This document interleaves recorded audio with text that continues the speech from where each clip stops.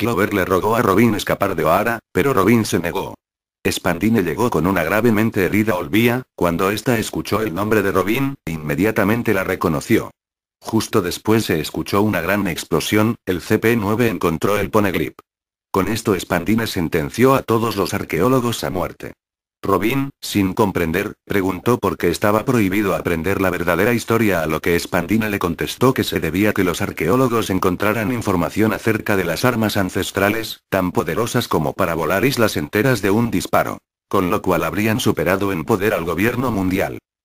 Una vez tomada la isla, los hombres del gobierno reúnen a Olvia con el resto de los eruditos en un mismo lugar, frente al árbol del conocimiento. Pero Clover pide una última voluntad: si todos han de morir igualmente, le gustaría mostrar primero al Gorousei el fruto de su estudio. Según el estudio realizado por Clover y el resto de eruditos de O'Hara, los Poneglyphs fueron creados por una antigua civilización que grababa su mensaje en irrompibles runas de piedra que esparcían por todo el mundo. Según esta teoría, lo hacían porque tenían un enemigo y lo hacían de este modo para que ese enemigo no destruyese su mensaje. Curiosamente, con el final del vacío en la historia se formó el gobierno mundial. Por lo tanto, si el enemigo de aquella gente era el actual gobierno mundial, esos 100 años perdidos en la historia relatan algo que el gobierno mundial quiere ocultar. Según relatan los Poneglyphs, en aquella época existía una gigantesca nación, un reino, muy poderoso que fue eliminado por la unión de varias naciones, las que más tarde pasarían a llamarse gobierno mundial. Este gobierno, más que prevenir la resurrección de las armas, quiere eliminar los ideales que representaba aquella nación, que es lo que más teme.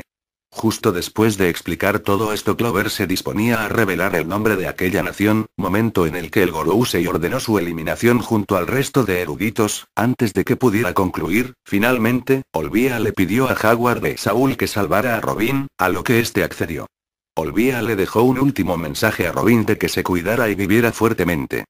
Por orden del Gorousei, Spandine activó la Booster Call contra O'Hara. Lo que más temía Saúl estaba a punto de hacerse realidad: los barcos de la marina que se mantenían a la espera empezarían el ataque. El bombardeo de la isla había comenzado, momento en el que Robin por fin se da cuenta de que esa extraña mujer capturado por el CP-9 era su madre, Olvia.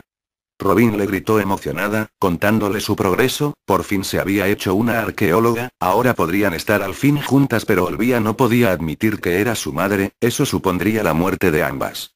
El bombardeo ya era de gran escala, para sorpresa incluso de los hombres del gobierno estaba llegando a todas partes de la isla. Todos evacuarían la isla con la excepción de los eruditos, quienes morirían en el bombardeo. Robin y Olvia se quedaron solas entre las llamas. Los eruditos trataban de salvar los libros como podían y los agentes de gobierno de salvar su propio trasero. Este fue el momento en el que madre e hija se pudieron abrazar al fin. Saúl interrumpiría este enternecedor momento para salvar a Robin. Resulta que Saúl es un vicealmirante de la Marina, el mismo que capturó a Olvia pero desertó llevándosela por negarse a participar en la Booster Call. Saúl protegió como pudo a Robin, enfrentándose a la flota de la Booster Call, incluso al vicealmirante Kuzan, quien más tarde sería conocido como almirante Aokiji. Mientras Saúl y Kuzan luchan, contemplan atónitos como el vicealmirante Sakazuki, futuro almirante Akainu, ordena disparar contra el barco de evacuación al que intentaba llevar a Robin. En ese momento Saúl pierde los papeles, incapaz de creer el tipo de justicia que está llevando a cabo sus compañeros. Pero es inútil, Saúl es derrotado por Kuzan y congelado, aunque sus últimas palabras siempre quedarán en Robin. Nadie nace en este mundo completamente solo. Te están esperando, en algún lugar. Ve a encontrar a tus nakamas, Robin. Mientras tanto, el final de una estirpe de eruditos también llegaba a su fin. Clover, Olvia y el resto de arqueólogos luchaban por salvar los libros mientras la estructura se les venía encima. Una última sorpresa le espera a Robin. Kuzan estaba dispuesto a dejarla escapar, con la promesa de que seguiría vigilándola y si algún día llegase a convertirse en una amenaza él sería el primero en venir a capturarla. Robin abandonó una O'Hara cubierta por las llamas sobre una chalupa facilitada por Kuzan y siguiendo un camino de hielo que la había marcado.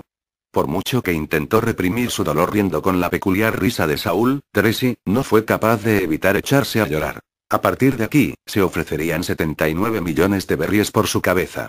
Con la excusa de acusarla de hundir los barcos destruidos por Saúl, sería perseguida de por vida.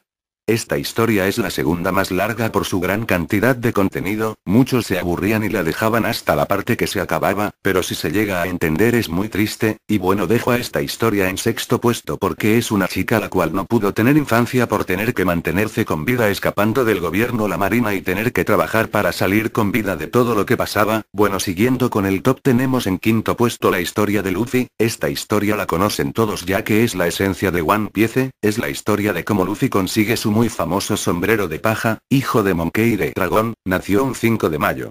Un poco se sabe de su pasado excepto que a los 7 años los piratas de Shanks llegaron a Villa Fucsia, donde vivía. Se volvió amigo de Shanks y su tripulación y decidió que él también quería ser un pirata, le pidió en numerosas ocasiones a Shanks que le permitiera ser parte de su tripulación, pero este nunca lo aceptó ya que él era muy pequeño en ese momento y no quería que arriesgase su vida. Un día, mientras se encontraba con Shanks y el resto de la tripulación, Luffy se comió la Gomu Gomu no Mi que encontró en un cofre pequeño sin saber sus efectos y naturaleza. Esa misma tarde una banda de bandidos locales liderados por Iguma llegaron a saquear la villa e insultar a los piratas de Shanks, pero estos no se enojaron.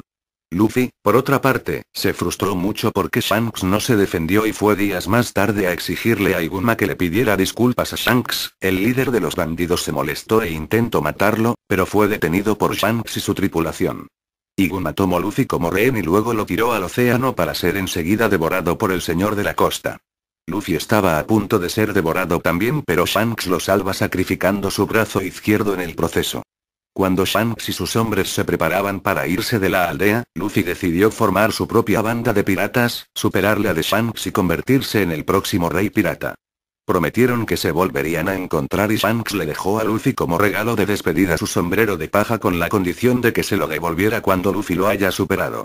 Esta historia queda en el puesto 5 porque es el gran comienzo de One Piece, la verdad algo muy original pero bueno para comenzar a ver One Piece me pareció lo suficientemente triste. Bueno, sigamos con este top. Bueno, para aclarar desde este punto, desde aquí salen las historias que de verdad me hicieron llorar y bueno, las calificaré depende del mucho efecto que me dieron. Bueno, en el puesto 4 la historia de Sanji, el cocinero de los Mugiwara. Cuando era todavía un niño, Sanji trabajaba de aprendiz de cocinero en un barco de lujo, cuando este fue abordado por la terrible tripulación del capitán Zef Pierna Roja.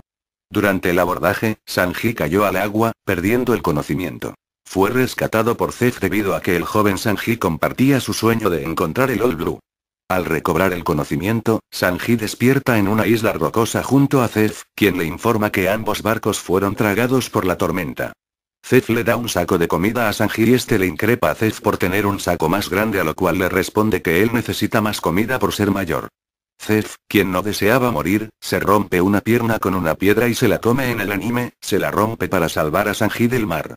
Después de 5 días en la isla, un barco la rodea y Sanji le hace señales, pero termina viéndolo irse.